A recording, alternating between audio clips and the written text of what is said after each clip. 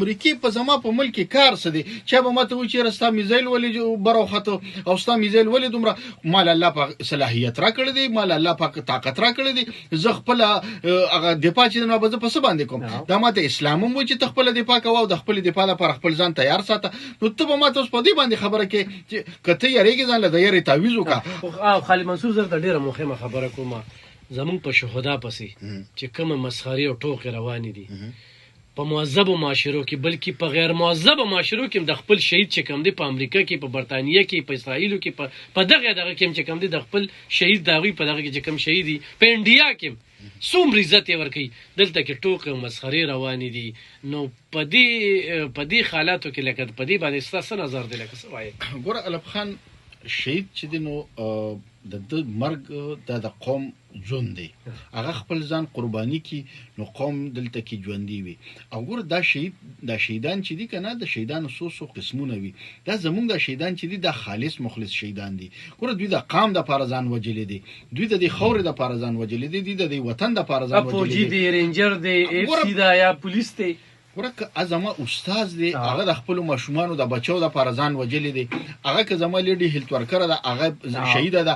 که زما پولیس دی هغه شهید دی که زما فوجي دی شهید دی که زما رینجر دی شهید چې په هر شکل و صورت کې دی هغه شهید دی. اوس الف خان دی له چا د اوس یو سړی ګوره یو فاسق فاجر چې مړ شو اسلام ته څه وایي چې د لاش په نه مسکې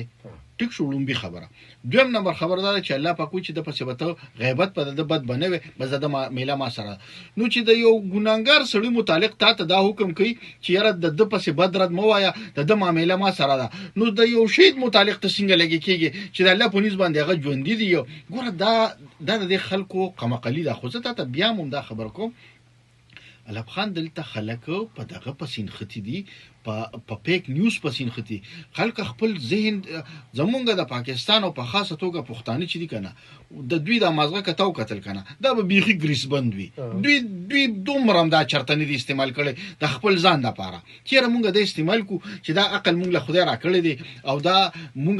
د دې دپاره راکړی چې مونږ فکر وکړو غور وکړو تدبر وکړو نه نه دوی بیخي بس څنګه چې ستا دا محفوظ پراته وي که نه دقسې د دې ټولو خلکو دي نه زما محفوظ نه دي څلېرویشت ګنټې پې لګېم ما خو پې دغه شو خو لګه تا چې کومه خبره کړه دلته کې راځي 9 مای چې کومه ده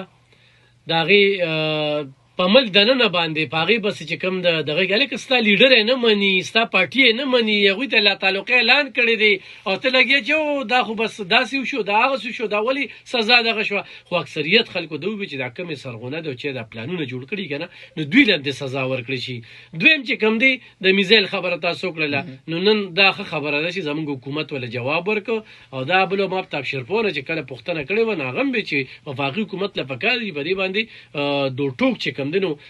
جواب ورکي. بیا چې کوم دی د سیول نافرمانۍ د کال خبره کیږي نو هغه هم چې کوم دی نو خلکو مسترد کړی دي خو لکه دا کم قسم خبرې اترې زموږ په دې دغه کې روانې دي.